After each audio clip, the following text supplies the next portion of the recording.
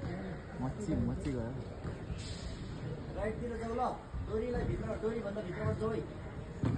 हो साथी राइटतिर ओके ल पिचर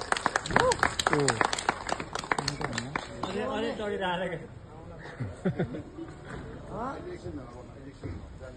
टेक मी भन त टेक मी ला छोटो जाऊ डोरी भन त फुटाल गर्नु भने ठिक सार फुटाल गर्नु भने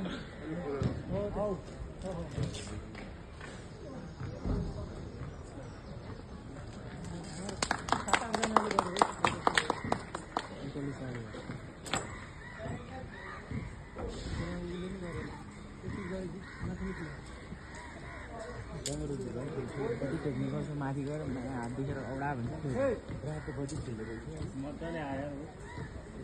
हात गल्यो